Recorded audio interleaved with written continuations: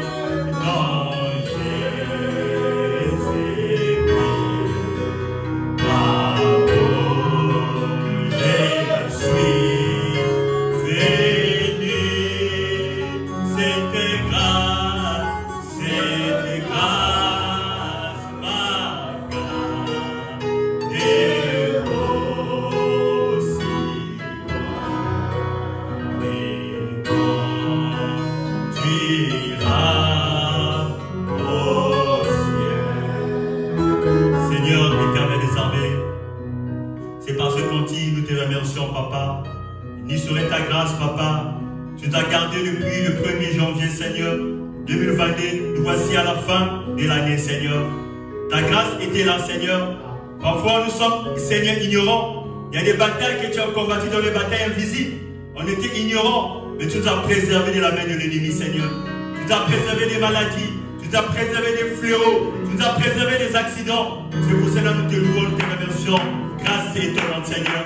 Oh mon Dieu, mon roi, comme disait ton prophète William Branham, quand je vais rentrer de l'autre côté, si vous entendez quelqu'un chanter grâce étonnante, ça veut dire que Billy est rentré, Seigneur. Oh mon Dieu, mon roi, c'est ta grâce qui nous a gardés, Seigneur. Non pas parce que nous avons bien mangé, non pas parce qu'on a respecté le 8 heures de sommeil, mais ta grâce nous a épargné des dangers, des pièges de l'ennemi.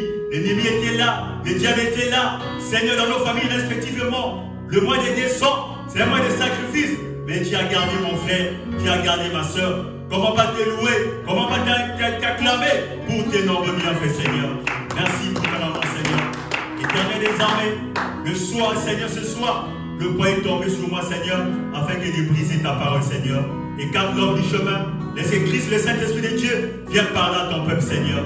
Merci pour l'amour que mon frère, alors je dis m'accorder pour parler de toi ce soir. Seigneur, pour ce peu de temps, je les remets de cette main. Sois béni, sois élevé à jamais. Dans le nom de Jésus-Christ, je peux demander ce peu. Amen.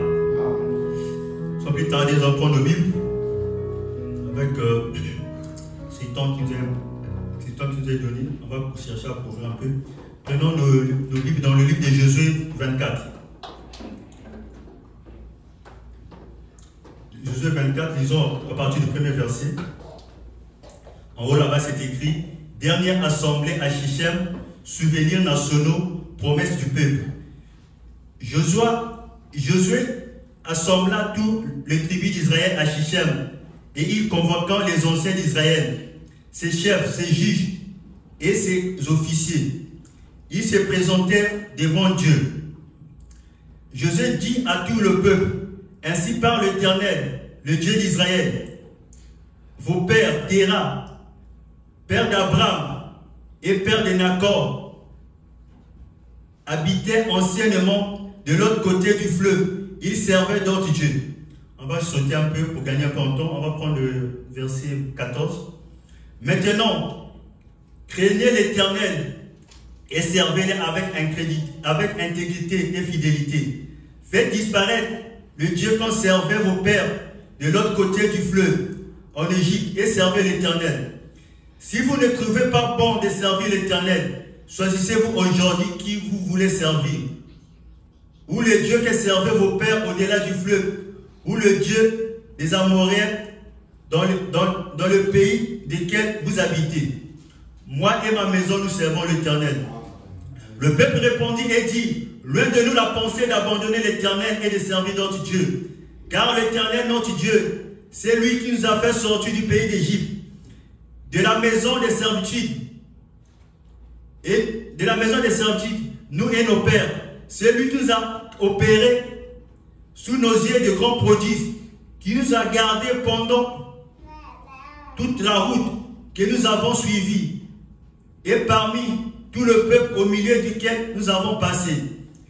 Il a chassé devant nous tout le peuple, les Amoréens qui habitaient ce pays. Nous aussi, nous servons l'Éternel, car il est notre Dieu.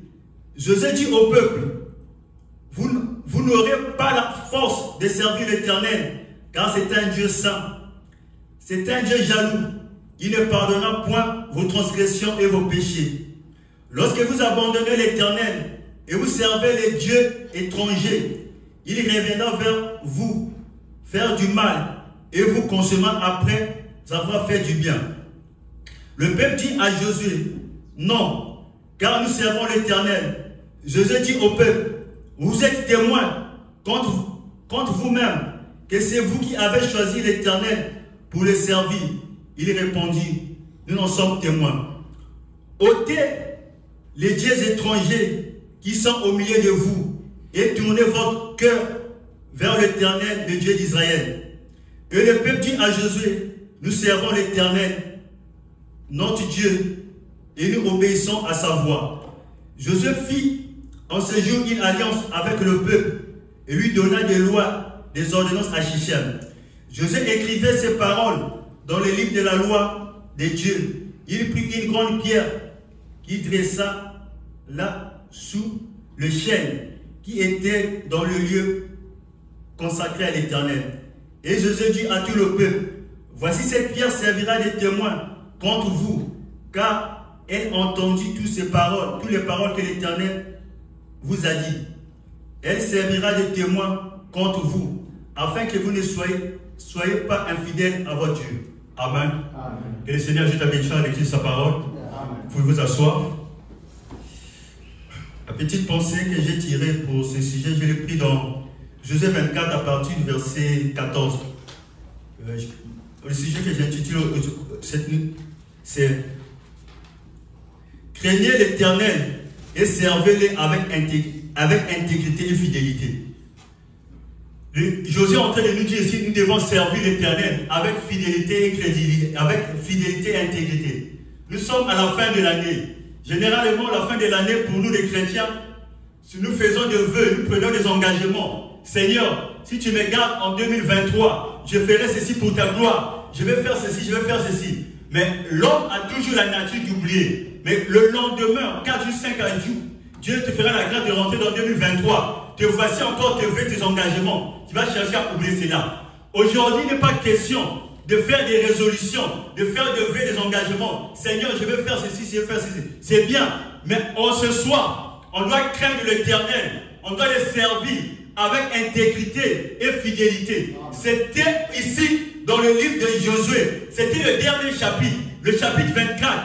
Et si vous avez vos Bibles physiques, il est écrit « Dernière assemblée à Shichem, souvenirs nationaux et promesses du peuple ». Josué ici-là avait convoqué tous les anciens, tous les juges, pour leur parler du nom de l'Éternel. Parce que le nom de l'Éternel mérite la louange. Le nom de l'Éternel mérite l'adoration. C'est comme si nous, les chrétiens, actuellement, la puissance du nom de l'Éternel, la puissance du nom de Jésus, ça devient comme inefficace. À tel point, nous ne voyons plus encore la gloire. Nous ne voyons pas encore les témoignages du nom de Jésus. Remarquez, Élisabeth enceinte, l'enfant qui n'avait pas la vie, mais la juste salutation de Marie avait donné la vie. Aujourd'hui, le nom de Jésus commence à perdre un peu de la valeur parce que nous commençons à minimiser ce nom de Jésus. À tel point, la valeur du nom de Jésus commence à diminuer. Non, frère, nous devons craindre l'Éternel. Nous ne devons pas s'habituer avec ce précieux message. C'est bien que nous avons pris ce message. Pour nos soeurs, nous ne portons pas de pantalons, c'est bien. Pour les frères, on ne porte pas de culottes, non. Ça, ce n'est pas le message. On doit avancer. On doit craindre l'Éternel. On doit avoir des témoignages puissants. À tel point, l'habitude commence à tuer le surnaturel. À tel point, pour dire même un frère, qu'est-ce que tu dis? Dieu t'a révélé quoi? Qu'est-ce que Dieu t'a révélé? Parce que le nom de Jésus n'a plus encore sa valeur. Le nom de Jésus n'a plus encore son importance. Aujourd'hui, le nom de Jésus n'a plus encore son importance. Or, le nom de Jésus, c'est le nom tout puissant. L'enfer reconnaît ce nom de Jésus. Mais chez nous, nous cherchons à mépriser ce nom de Jésus. À tel point, Jésus ici là a interpellé le peuple pour leur montrer qu'on doit craindre l'Éternel. Ici, Josué, c'est le successeur de Moïse, le fils de Nun. Dans Josué 1, il est écrit Josué, fils de Nun, serviteur de l'Éternel. Il a suivi Moïse. C'est ce Josué-là qui a pris la conquête de Jéricho. Tout s'était bien pour lui. C'est ce même Josué qui avait arrêté le soleil. Mais ici, là, dans Josué 24, il a envie d'interpeller la conscience du peuple, de craindre l'Éternel. Pourquoi on doit craindre l'Éternel? Parce qu'il est écrit dans le livre de Deutéronome, tu adoreras l'Éternel ton Dieu de tout ton cœur, de toute ton âme, de toutes tes forces. Parce que c'est un Dieu qui oblige la totalité de nos êtres, de tout ton cœur. Notre cœur, Dieu avait la prééminence sur notre cœur. Mais qu'est-ce que nous faisons? Nous faisons comme cet enfant, alors qu'il est la plaie. Quand il veut rentrer à la maison, il ne veut pas que maman puisse le blâmer. Il met seulement un peu de produits. Alors qu'il a mené au médecin de les traiter. Parce que si tu négliges cela, tu vas mourir. De tout ton cœur, tu dois chercher le nom de Jésus. Parce qu'il est écrit dans la Bible, là où se trouve votre cœur, c'est là où se trouve votre trésor. Mais aujourd'hui, le Dieu devient seulement le Dieu des larmes. Ça devient seulement le slogan. Je suis croyant du message. Je suis croyant du message. Non, frère, on doit posséder comme tu as porté le boubou. On doit savoir que tu as Dieu en toi. C'est comme un précieux frère. Il a dit le message. Dans ses débits, il prenait Dieu comme la peinture d'un feu. Il commençait à dire, j'ai les 7 tonnerres, j'ai les 7 sceaux. C'est bien. Devant un magicien l'a défié. Tu es croyant de ce message. Le magicien l'a défié. Nous sommes dans une église mixte. La chose qui fait de lui de l'homme, le magicien là l'a défié. Alors, il n'avait plus encore cette chose-là. Après, il est parti chez le magicien là pour dire, mon frère, s'il te plaît, remets-moi mes choses. Parce que ce Dieu était seulement un Dieu historique. C'était seulement un Dieu de théorie, frère. On doit laisser ce Dieu-là. Ce Dieu-là doit venir comme quelque chose. On a porté un boubou. Josué a interpellé le peuple. La dernière réunion à Shichem, il a interpellé le peuple. Il a dit, vous devez craindre l'Éternel. Parce que l'Éternel mérite l'adoration. Parce que l'Éternel mérite la crainte. Il mérite l'honneur. Il mérite les acclamations. Aujourd'hui, les gens de la terre craignent parfois un général, un président de la terre, quand il vient, les gens veulent lui donner les hommages. Mais à plus forte raison, le Père Céleste, Dieu n'a plus encore de la crainte. La valeur de Dieu, ça devient comme des théories. La valeur de Dieu, ça devient commencer à bafouer. À tel point, on ne craint plus le nom de l'Éternel. Ça devient comme le slogan. Ça devient comme le slogan. Non frère, on doit craindre le nom de l'Éternel. Parce que la crainte, Dieu existe la crainte. Cette crainte va t'amener le respect. Aujourd'hui, si tu as la crainte en toi, tu peux partir dans le monde entier. La crainte en toi, c'est comme quelque chose qui est dans ton cœur. Ça va te faire le tic-tac. Tu ne vas pas faire quelque chose de mal. Aujourd'hui, nous sommes fatigués. Des chrétiens qu'on doit pousser chaque temps. Des chrétiens bourrins. On va dire, ne fais pas ceci, ne fais pas cela. Non frère, l'heure est tellement très fort avancer. Le temps est très critique. La prophétie est en train de prendre place. Mais aujourd'hui, les chrétiens sont en train d'ignorer ce qu'ils sont. Ils veulent toujours en plus le pousser. Non, Josué ici a dit, on doit craindre l'Éternel. Parce que l'Éternel mérite la louange. L'Éternel mérite tout ce respect. Remarquez frère, Job craignait l'Éternel. Il était un homme fidèle, intègre, parmi sa génération, le plus considéré de l'Orient. Remarquez Job, même sa précieuse épouse, sa femme, lorsqu'ils ont fait le bien, comme ils étaient mariés. Mais un jour, dans les épreuves, regarde l'attitude de sa femme. Sa femme dit, maudit Dieu et tu es afin de puisse mourir. Job a répondu, tu parles comme une femme insensée. Parce que Job connaissait l'Éternel. Job savait que l'Éternel était tout pour lui. Même si sa peau devait être détruite, même si sa chair était détruite, il se disait que mon Rédempteur est vivant. Je le verrai un jour, il va s'élever. On doit craindre Dieu. On doit rentrer dans cette sphère élevée. Parce que les chrétiens, on est devenus maintenant des chrétiens de nom. La vie est partie, le gazam a bouffé, les gélèques a bouffé, l'arbre pousse. À tel point, Dieu veut restaurer en toi ce que les gazam, les gélèques, la sauterelle a dévoré. Afin que cette année 2023, Dieu, le pays est bon. Le pays était réel ici là. Mais Josué a dit au peuple de craindre l'Éternel. Dieu va nous garder, Dieu va nous bénir. La traversée de 2023, on va arriver frère. Mais qu'est-ce que nous craignons l'Éternel? Fais remarquer le 1er janvier, Dieu t'a gardé. C'était parti parce que tu n'étais pas bon, mais sa grâce qui t'a gardé. Si Dieu devait trouver dans nos vies une raison de nous condamner, de nous faire ce qui est mal, il devait trouver. Mais Dieu a fermé les yeux. Dieu t'a gardé. Mais en 2023, ne sois pas encore la même personne à tourner toujours des pages. À tourner toujours des pages. Non frère, tu dois rentrer d'avoir un Dieu ce moment. Tu dois rentrer avec un contact. Tu dois rentrer et dire Seigneur, j'ai besoin du Saint-Esprit. J'ai besoin de la nouvelle naissance. J'ai besoin de ceci. Si tu ne me donnes pas, Seigneur, peu de gens ne sont pas encore poussés à bout. Les gens ne sont pas encore poussés à bout. Les promesses de Dieu sont là. Il ne veut pas prendre les promesses de Dieu. Josué ici a dit, on doit servir l'Éternel. Parce que l'Éternel, c'est le Dieu qui bénit. L'Éternel, c'est le Dieu qui élève. On doit servir le nom de l'Éternel. On doit servir Dieu. Comme l'attitude de Ruth.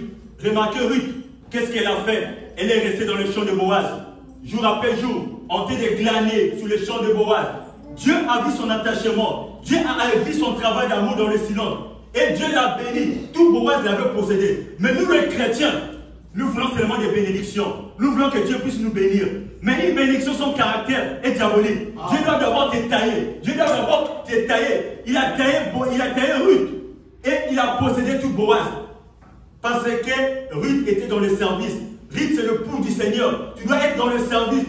Ton travail d'amour, la prière, tu es devenu trop léger, tu es devenu vulgaire. À tel point, frère, c'est une expérience que je fais. Quand tu ne me consacres plus beaucoup, tu vas voir même ton entourage à toi, même tes paroles à toi, même ton attitude devient trop léger. Mais quand tu es dans la présence de Dieu, tu es environné, tu sens qu'il y a des anges en train de garder. Tu sens même dans ton corps, il y a un tic-tac, il y a une présence de Dieu, il y a une grande lumière qui est en train de brûler ton cœur. Il y a une grande lumière. Mais nous perdons ces choses parce que nous ne restons pas dans la présence de Dieu. Quand tu es dans la présence de Dieu, il y a des moments quand ça m'arrive, je vais sortir, quelque chose me dit ne sort pas, reste à la maison. Donc, parce que tu es couvert des ondes, tu es couvert de présence de Dieu. Parce qu'on doit servir le nom de l'Éternel. Dieu veut que nous puissions le servir. Dieu veut notre vie de servir, notre engagement nuit et jour, frère. Où sont encore des gens qui ont de soupirer à cause des abominations qui se commettent dans la vie, de prier pour tes frères, de prier pour tes soeurs? Ces choses sont devenues tellement rares. Mais qu'est-ce qui nous reste aujourd'hui? ce sont les critiques, ce sont les moqueries. Un tel a fait, un tel. Non, frère. Nous sommes des agneaux. Branham dit, on tourne de l'hiver pour garder la chaleur les uns les autres. Ils étaient là, en train de souder les coudes. Ils étaient là, en train de la communion. On parlait le bien des autres, des frères et des sœurs. Ils étaient dans l'unité, dans les communs accords. Mais regarde ce que le diable nous fait aujourd'hui.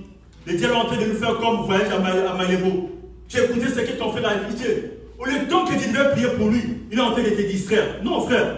Dieu existe la crainte. Dieu existe le respect. On doit garder le précieux message. Ne prenez pas le risque. Branham dit, ne prenez pas le risque d'abandonner ce message. Lisez votre Bible et priez. Amen. Lisez votre Bible et priez. Restez constamment dans la présence de Dieu. Amen. Parce que vous ne savez pas qu'est-ce qu'un jour peut enfanter. Gardez la vie de Naboth. Gardez le message pur. Enlevez toutes les saletés. Gardez le message pur. Frère, à tel point nous avançons, le sacré commence à diminuer. À tel point nous avançons, la sainteté commence à diminuer. Les choses qu'on ne tolérait pas hier, on commence à tolérer aujourd'hui. Les choses qu'on pouvait dire c'est le péché, on commence à moderniser aujourd'hui. Aujourd'hui, nous sommes devenus comme le proportionnel. Quelqu'un qui a joué beaucoup de Coupes du Monde, et un boxeur qui dit moi je suis un champion boxeur de poids lourd, il commence à combattre maintenant comme ça là. Au lieu de faire des garde-fous, il commence à combattre comme ça parce qu'il est devenu un professionnel. Non frère, tu ne combats pas, tu dois avoir un père qui te connaît l'ennemi. Gardons le message honorable. Vivez le message honorable. Parce que Dieu compte sur toi. Dieu te voit ici, là. Précieux frère, le Canada, ici, ce n'est pas notre projet. Nous avons un ciel à gagner, un enfer à éviter. Nous ne sommes pas des Canadiens, nous sommes des Célestins, nous sommes des chrétiens, des filles du Dieu très haut. On doit servir l'Éternel avec crainte et sincérité. Non pas à moitié. Non pas à moitié, frère. Remarquez Samson qui est l'église. Qu'est-ce qu'il a fait? Il commençait à servir Dieu par moitié. Il a pris sa force. Il a donné à Dieu. Son cœur et son âme, il a donné à Delilah. C'est ça la maladie de l'église. Oh frère, c'est que j'étais hier. Non frère, Dieu voit ce que tu es aujourd'hui là. Ton témoignage hier c'est bien, mais Dieu voit qu'est-ce que tu es maintenant aujourd'hui. Avec ce précieux message, qu'est-ce que tu as fait avec ce message? Mais Samson, il s'est confié par les anciennes victoires. Il s'est confié par les anciennes gloires. Le fils du soleil, moi qui ai soulevé le port de Gaza, je suis fort. Moi qui ai tué beaucoup de gens, les Philistins, avec la mâchoire d'âne. C'était des expériences passées. Mais les expériences nouvelles, il n'y a plus encore de cela. C'était venu seulement des théories. Frère, oh, quand nous avons écrit ce message de Koukmateke, quand nous avons écrit à Dolisi, quand nous avons écrit à Porte-Moi, quand nous avons écrit à Brazzaville, quand nous avons écrit à Monseigneur, maintenant Dieu te pose la question, qu'est-ce que tu fais avec ce message? Est-ce que ce témoignage est toujours là? Est-ce que Dieu est toujours salé? Est-ce que Dieu compte sur toi? Est-ce que Dieu peut témoigner de toi? De la même façon, il avait fait le marketing de Job. Il dit, est-ce que tu as vu mon frère ici, Job là-bas? Il est intègre, il est fidèle, il est sincère. Il me sert avec crainte et tremblement. Même lorsqu'on a dépouillé Job, Job a gardé foi. Frère, parfois nous servons Dieu parce que nous avons quelque chose. Nous avons un peu des appuis. Mais le jour qu'on va te lever, on lever les appuis là, est-ce que tu vas toujours les servir? On sert Dieu par amour. On sert Dieu par amour. Parfois nous sommes zélés. C'est comme une fois, je disais au pays, parfois lorsqu'on est zélé, parfois le frère vient à l'église, il est zélé, parce qu'il sait que dans sa poche, il a 100 000, il a 200 000. Il est en train de se dire, j'aime Jésus, j'aime qu'il soit loué, amen. Mais le jour que tu n'auras rien dans la poche, est-ce que ton amour, ton attachement pour Dieu sera toujours la même chose? Est-ce que tu vas toujours chanter, j'aime Jésus? Non. Ne soyez pas comme la femme de l'autre. Dans les moments de malheur, il a dit à sa femme, maudit Dieu, tu meurs. Après, il a dit, tu pars comme une femme insensée. Non, frère, on doit craindre Dieu. Parce que Dieu mérite le respect. Amen. Dieu mérite l'adoration. Remarquez Naboth, frère. Naboth et Jizréel, il avait une ville attachée, une ville à lui.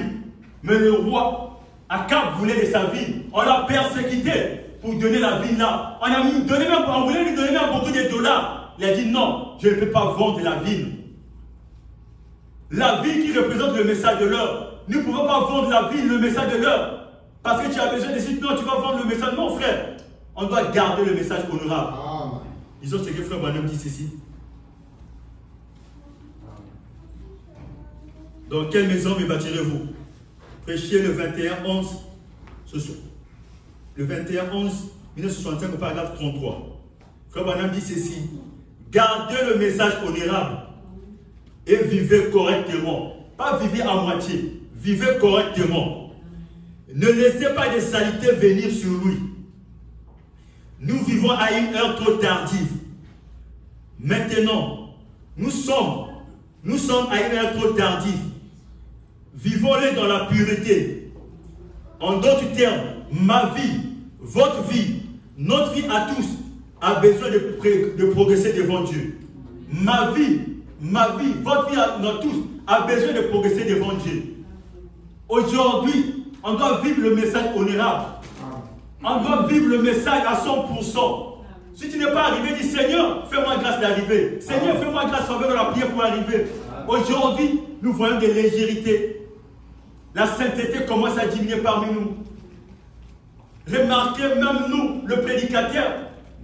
Hier, le prédicateur était vraiment pour le voir. C'était un homme honorable. Aujourd'hui, la légèreté. Les prédicateurs sont devenus comme le fils d'Élie. Avec la fourchette à 3 dents. Il commence à faire des saletés, des choses bizarres. À tel point, le sacré, le témoignage commence à partir. Mais où sont les véritables Nabot, les véritables gens qui doivent garder le message? Dieu nous bénit seulement dans le message. En dehors du message, il n'y a pas la bénédiction. En dehors du message, on va vivre seulement une forme de vie pervertie et hypocrite. Amen. Dieu nous bénit seulement comme Israël dans sa propre patrie. Amen. En dehors de la patrie, il n'y a pas de bénédiction. Tu ne peux pas flotter, tu ne peux pas servir Dieu et maman. Soit, c'est la loi. Tu ne peux pas servir Dieu et mettre à la fois. C'est la bataille de deux chiens. Le chien que tu nourris beaucoup, c'est le chien là qui va gagner dans la bataille. Amen. Tu ne peux pas servir Dieu et maman à la fois. Tu ne peux pas être chrétien et avoir des choses en cachette. Non, frère. Dieu te connaît. Ce que tu fais dans le secret, Dieu te connaît. Amen. Mais Dieu veut que tu puisses revenir par la repentance. Il n'est pas question ce soir de tourner une nouvelle page. Il n'est pas question de prendre de vue des engagements. Il est question de mourir à l'autel, d'être consumé par le feu. Quand tu vas mourir, tu vas devenir sombre. Tu vas devenir sombre. Tu n'auras pas encore le moi. Tu n'auras pas encore le moi. Ngai. Non. Ngai, tu dois venir maintenant ngai. Non. Parce que quand tu vas mourir, tu dois perdre tes droits. Lui-même, le Seigneur Jésus-Christ, va monter sur toi comme il a fait pour l'âne, avec que puisse tirer la gloire. Il va monter sur toi comme sur l'âne, avec que lui puisse avoir la prééminence. Aujourd'hui, nous ne voulons pas que Christ puisse avoir la prééminence dans nos vies. Nous avons trop de vie privée. Frère, ça c'est ma vie privée. Ne tiens pas à ça, c'est ma vie privée. Non, on est chrétien, il n'y a pas de vie privée. Nous sommes chrétiens, il n'y a pas de vie privée. Aujourd'hui, les gens ne veulent pas qu'on puisse, alors qu'il a la plaie, on veut le soigner pour mettre l'alcool. Il dit non, frère, laisse-moi plaie, c'est mon propre pied. Mais ton propre pied là, ça va te causer des infections et ça va t'amener à la ruine. Aujourd'hui, tu ne peux pas servir Dieu et maman. Tu ne peux pas servir deux maîtres à la fois. Dieu veut que tu puisses te séparer. Dieu veut que tu puisses abandonner ton ancien mari. Tu ne peux pas servir les deux maris à la fois. Où il doit mourir, ton premier mari qui est le monde, où il doit mourir, afin que David puisse posséder Abishag, la tsunami. Jésus vient posséder en toi. Il veut que ton premier mari puisse mourir par la mondialité, par la nouvelle naissance, afin que Christ puisse naître. Aujourd'hui, Dieu veut passer par la nouvelle naissance. Ne sois pas seulement comme un frère chéni. Dieu t'a gardé de 1er janvier jusqu'à ces jours. Ne sois pas seulement la sœur chénie. Non, frère. Tu n'es pas seulement à rester chénie. Tu dois envoler, à être devenu papillon pour marcher dans les hôtels. Chaque année, frère, quel est cet enfant qui ne grandit pas? Il est toujours né, il est toujours né. Non. Tu dois grandir spirituellement. Amen. Tu dois grandir spirituellement. Amen. Cette année, c'est encore des promesses. On va prononcer des promesses de bénédiction ici, là. Je reçois, non. Mais nous voulons cette nuit nos cœurs, nos âmes et nos corps soient en harmonie avec la parfaite volonté de Dieu. Amen. Quand Dieu va avoir cette connexion en harmonie, lui, le maître d'orchestre, va aligner. Le chef d'orchestre va rentrer dans la musique alors que la symphonie doit jouer dans ta vie. Lui doit rentrer ensemble parce que Dieu veut te posséder à 100%. Dieu veut posséder sur toi. Dieu veut monter sur toi de la même façon que Judas veut monter sur Tamar. Christ doit venir t'ensemencer afin qu'il puisse enfanter le Saint-Esprit, puisse enfanter la vie. Frère, c'est la vie qui guérit, c'est la vie qui bénit. Christ veut avoir la prééminence de nos vies. Mais qu'est-ce que nous faisons? Nous laissons Jésus au salon peut-être. On ne veut pas le faire rentrer dans la chambre. On ne veut pas le rentrer dans le lieu secret. On ne veut pas le rentrer dans notre âme. On veut le laisser quelque part. Non, moi j'ai mes affaires. Ne rentre pas dans mes affaires. On laisse Jésus quelque part. Mais quand nous avons des ennuis, c'est là où on veut appeler le maître. Remarquez les disciples dans la barre. Ils étaient là. Ils comptaient sur eux-mêmes. Mais lorsque l'eau commençait à entrer, c'est à l'heure là qu'ils commençaient à réveiller Jésus. Non, frère. On ne doit pas avoir cette attitude. On doit garder le nom de Jésus chaque jour.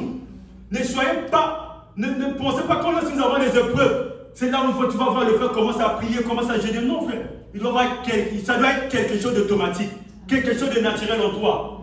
Épreuve ou pas, tu dois prier, tu dois gêner. Mais aujourd'hui, qu'est-ce que les jeunes nous restent? Lorsqu'on dit un programme à l'église, on va gêner, on va prier. Non. Tu dois rentrer dans ta chambre, tu veux prier pour avoir un contact avec Dieu. C'est le moment de la prière, de la consécration que tu dois évoluer dans la marche chrétienne. Ces choses sont devenues tellement rares. À tel point, Dieu exige en nous une véritable séparation. Dieu exige en nous que le monde, on doit ôter le Dieu étranger. On doit ôter ce qui est du monde. Disons ce que la Bible dit ici.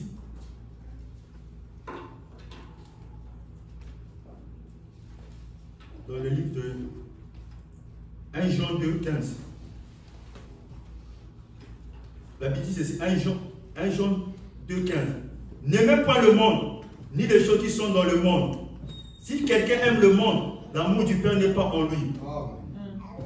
Car tout ce qui est dans le monde, la convoitise de la chair, la convoitise des yeux, l'orgueil de la vie, ne vient pas du Père, mais vient du monde. Le monde passe et sa convoitise aussi. Mais celui qui fait la volonté de Dieu demeure éternellement. Celui qui fait la volonté du Père demeure éternellement. Le monde passe avec sa convoitise. Le monde passe avec maman. Mais celui qui fait la volonté du Père demeure éternellement. Aujourd'hui, qu'est-ce que l'Église veut faire? Il veut servir Dieu. Il veut servir Dieu avec maman. Il va avoir un peu. Tu vas voir un frère. Non, frère, on ne sait pas. On ne sait jamais. Le message, on ne sait jamais. Moi, mon père m'a laissé quelque chose. Non, frère. Mais qu'est-ce que le message ne peut pas faire?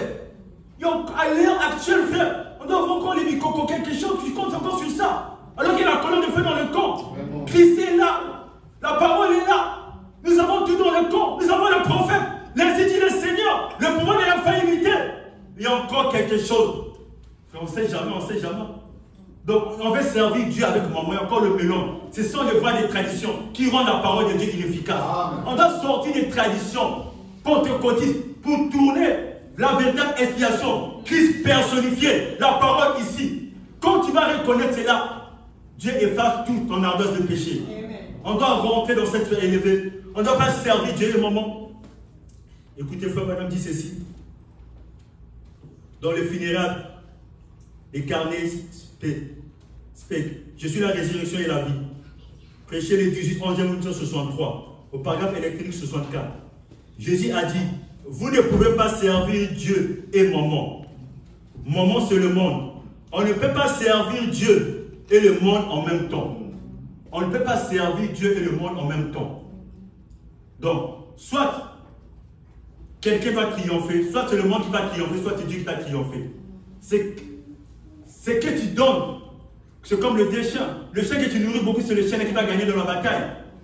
Mais toi, tu te penches où? Parce que l'arbre tombe seulement du côté où il se penche. Est-ce que tu te penches du côté de Dieu ou bien du côté du monde? En ce soir, il n'est pas question de faire lever des engagements, de prendre des résolutions. Mais il est question de craindre le nom de l'Éternel avec intégrité et fidélité. Il est question ce soir, mon frère, ma soeur, de faire mourir le Dieu étranger. Le Dieu étranger qui est en nous. Peut-être chez toi, ça peut être l'orgueil. Peut-être chez toi, tu es au top, tu es le supérieur. Le Dieu étranger en toi. Peut-être ça peut être la manière de dénigrer, de voir les autres. Non, frère. Le Dieu étranger à toi. La façon de considérer l'un et l'autre. Le Dieu étranger à toi. Toi-même, tu connais. Le Dieu étranger. On doit faire mourir les dieux étrangers. Parce que Christ vient prendre la prééminence en toi ce soir. Christ veut prendre la prééminence en toi ce soir. Mais les dieux étrangers doivent mourir. Il veut appliquer les signes. Mais quand il verra encore les dieux étrangers, il ne pourra pas appliquer les signes dans ta vie. Il veut appliquer les signes, enlever toutes les saletés, nettoyer. Le canot sont obstrués. Le gros électricien est ici là. Il veut faire le branchement dans ta maison. Mais si tu prends le neutre et le phase, ça ne peut pas marcher. Tu prends ce qui est le plus et le moins, ça ne peut pas marcher. Il veut faire la connexion en toi. Lui a déjà ouvert. Il veut envoyer les données.